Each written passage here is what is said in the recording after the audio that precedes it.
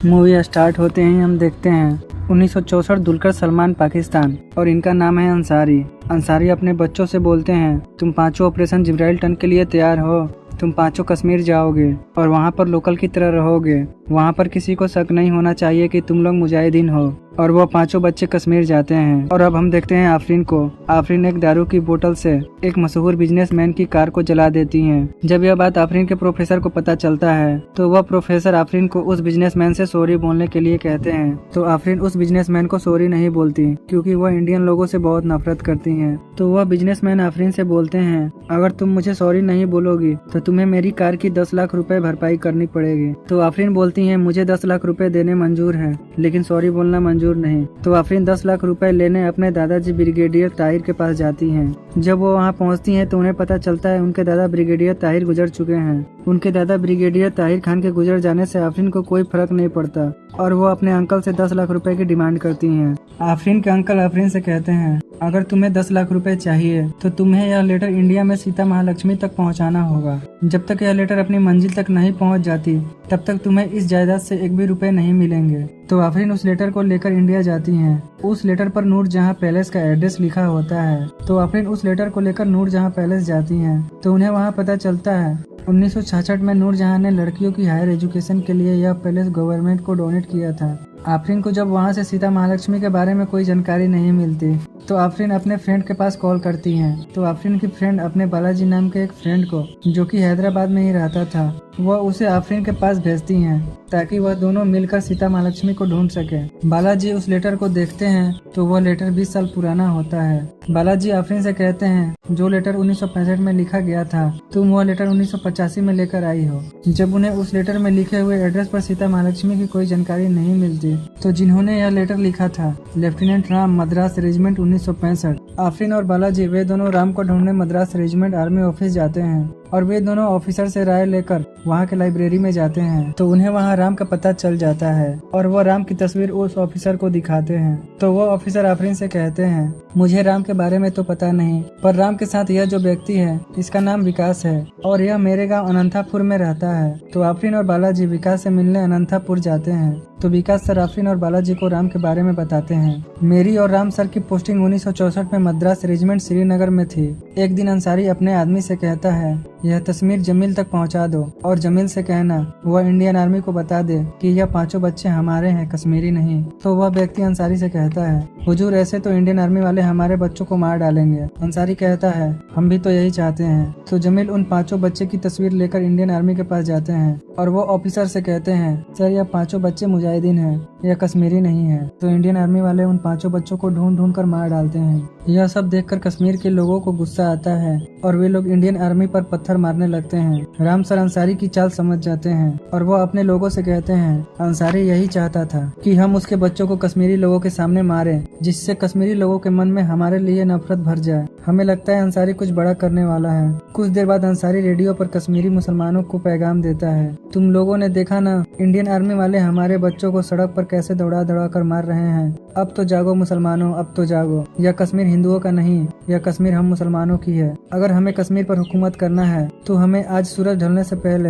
अगरता के सारे हिंदुओं को जलाकर राख करना होगा। जब यह बात राम को पता चलता है तो राम अपने कुछ साथियों के साथ अगरता के हिंदुओं को बचाने जाते हैं और राम अगरता के सारे हिंदुओं को एक सुरक्षित जगह छुपा देते हैं। राम उन मुसलमानों से कहते हैं, आप गलत सोच रहे हैं, हमने जिन बच्चों को मारा वो कश्मीरी मुसलमान नहीं थे, वो सच में टेररिस्ट थे। जब उन्हें राम की बातों पर यकीन नहीं होता तो राम जमील को पकड़ कर लाते हैं और वहाँ जमील अंसारी की सारी सच्चाई बता देते हैं। अंसारी की सच्चाई जानने के बाद कश्मीरी मुसलमान बहुत अफसोस करते हैं और वे लोग राम से माफी मांगते हैं और वह सारे मुसलमान मिलकर अगरता में लगे आग को बुझाते हैं और इस तरह अगरता के सारे हिंदू बच जाते हैं। अगरता की उस लड़ाई के बाद पूरा देश सिपाहियों को हीरो समझने लगा था, इसलिए ऑल इंडिया रेडियो से विजय लक्ष्मी जी उन सिपाहियों का इंटरव्यू लेने आई थी। उन इंटरव्यू में सभी सिपाही अपने अपने घर पर बात करते हैं। जब विजय लक्ष्मी जी राम का इंटरव्यू लेती हैं तो राम ऑल इंडिया रेडियो में कहते हैं, मेरा कोई नहीं है madam, I am alone soldier, एक अकेला सिपाही। राम इतना कहकर वापस अपने कैंप चले जाते हैं। 2 दिनों के बाद राम के पास बहुत सारी लेटर्स आते हैं।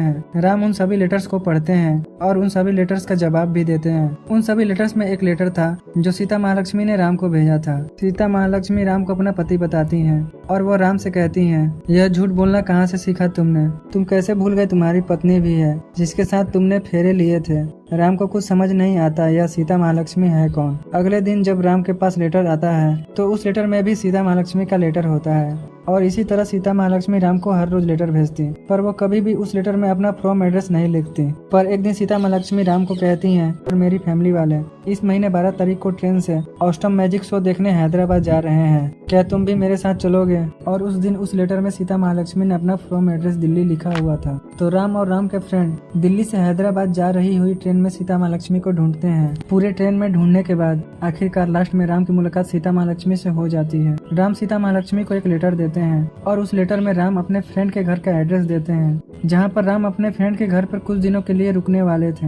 अगले दिन सीता महालक्ष्मी राम से मिलने राम के फ्रेंड के घर पर आती हैं। राम और सीता महालक्ष्मी वे दोनों काफी दिनों तक हैदराबाद में घूमते रहे और फिर कुछ दिनों की छुट्टी बिताने के बाद राम वापस अपने आर्मी कैंप चले जाते हैं। राम और सीता को साथ में घूमते हुए हैदराबाद के एक फोटोग्राफर ने राम और सीता की काफी तस्वीरें ले ली और उन तस्वीरों को पेपर में छाप दिया। सीता महालक्ष्मी कोई आम लड़की नहीं थी। सीता महालक्ष्मी का असली नाम प्रिंसेस नूरजहां था और वो हैदराबाद की प्रिंसेस थी। जब यह बात प्रिंसेस नूरजहां के बड़े भाई को पता चलता है तो प्रिंसेस नूरजहां के बड़े भाई प्रिंसेस नूरजहां की शादी का पैगाम ओमान के प्रिंस के पास भेजते हैं। प्रिंसेस नूरजहां ओमान के प्रिंस के साथ शादी नहीं करना चाहती थी, इसलिए वो अपना घर छोड़कर कश्मीर में पोस्टिंग राम के पास चली जाती हैं। विकास सर आफरीन से कहते हैं, मैं राम और सीता के बारे में इतना ही जानता हूँ क्योंकि हैदराबाद से वापस मैं अपने घर आ गया और फिर घर की हालातों ने मुझे वापस आर्मी में जाने नहीं दिया। लेकिन राम सर के दोस्त विष्णु सर को सीता के बारे में पता होना चाहिए और अगर विष्णु सर को राम और सीता के बारे में पता नहीं होगा तो यह सीता के फ्रेंड का एड्रेस है, तुम दोनों वहाँ चले जाना।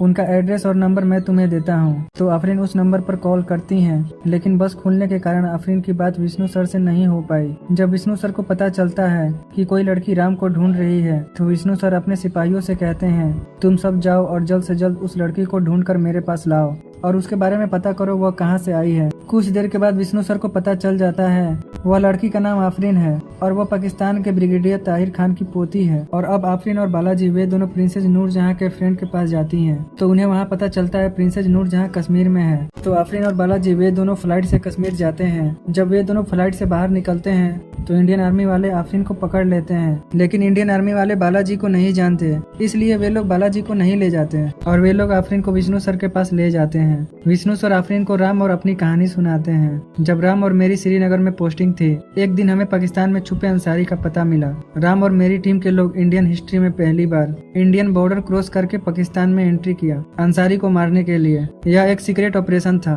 अगर हम लोग जिंदा आते तो हमें यह सीक्रेट ऑपरेशन भूल जाना होगा और अगर हम सेफ वापस नहीं आते तो इंडियन आर्मी हमें भूल जाती, क्योंकि कोई चॉइस नहीं था, क्योंकि हमें वहाँ से वापस इंडिया लेकर आना इंडियन आर्मी की बस की नहीं थी।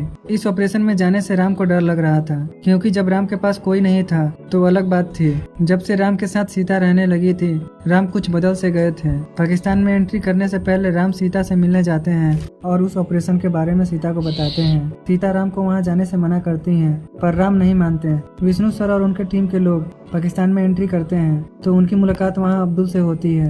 अब्दुल पाकिस्तान में रहकर इंडियन आर्मी के लिए काम करता है। अब्दुल उन सभी सिपाहियों को ड्रेस चेंज करने के लिए कहते हैं और फिर वे लोग अंसारी के ठिकाने पर जाते हैं और वहाँ पर मौजूद सारे आतंकवादी और अंसारी को मार डालते हैं। जब वे लोग वहाँ से वापस जा रहे थे तभी राम को किसी छोटी बच्ची की रोने की आवाज़ सुनाई देती है तो राम उस बच्ची को बचाने जाते हैं। तब तक पाकिस्तानी आर्मी वाले वहां पहुंच जाते हैं और वे लोग राम और विष्णु सर को पकड़ लेते हैं। पाकिस्तानी आर्मी वाले राम और विष्णु सर को काफी दिनों तक टॉर्चर करते हैं। इधर सीता इंडियन आर्मी ऑफिस के काफी चक्कर लगाती हैं, फिर भी इंडियन आर्मी वाले सीता को कुछ नहीं बताते। कुछ दिनों के बाद पाकिस्तान में रहने वाले इंडियन एम्बेसी के एक ऑफिसर पाकिस्तान आर्मी के मेजर से कहते हैं, आपका एक व्यक्ति इंडिया की जेल में है, क्यों ना हम लोग एक्सचेंज कर लें। तो वह पाकिस्तानी मेजर एक्सचेंज करने के लिए मान जाता है, लेकिन एक व्यक्ति के बदले एक ही व्यक्ति इंडिया जाएगा। पाकिस्तानी आर्मी वाले राम और विष्णु सर से कहते हैं, जो भी पाकिस्तानी आर्मी को इंडियन आर्मी बेस कैंप का लोकेशन बताएगा उसे ही इंडिया जाने दिया जाएगा। पाकिस्तानी आर्मी वाले राम सर को बहुत टॉर्चर करते हैं, फिर भी राम सर कुछ नहीं बताते, लेकिन घर जाने की लालच में विष्णु सर इंडियन आर्मी के 12 बेस कैंप का लोकेशन उन पाकिस्तानियों को बता देते हैं, जिससे इंडियन आर्मी के 42 सिपाही मारे जाते हैं। और इधर इंडियन आर्मी को लगता है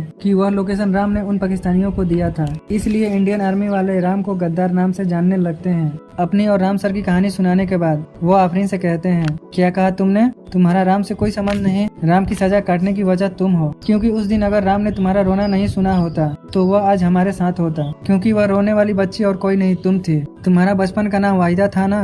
विष्णु सर की बात सुनकर आफरीन शौक हो जाती है। विष्णु सर आफरीन से पूछते हैं राम ने जो लेटर लिखा था वो कहाँ है। आफरीन विष्णु सर से कहती हैं वे तो बालाजी के पास है और उसने तो वह लेटर सीता महालक्ष्मी को दे दिया होगा। जब सीता जी 20 साल के बाद राम की लेटर को पढ़ती हैं तो उनकी आंखों से आंसू रुकते ही नहीं और उस राम के लेटर से इंडियन आर्मी को पता चल जाता है कि वह 12 इंडियन आर्मी बेस कैंप का लोकेशन राम ने नहीं बल्कि विष्णु सर ने दिया था। विष्णु सर इस सदमे को बर्दाश्त नहीं कर पाते और वो आत्महत्या कर लेते हैं। और अब आफरीन सीता जी से मिलती हैं और वो सीता जी से कहती हैं मुझे माफ कर दीजिए, मेरी वजह से आपके पति की जान चली गई। इतना कुछ होने के बाद आफरीन ने पाकिस्तान जाकर पाकिस्तान से 18 भारतीय युद्ध बंदियों को भी रिहा करवाया।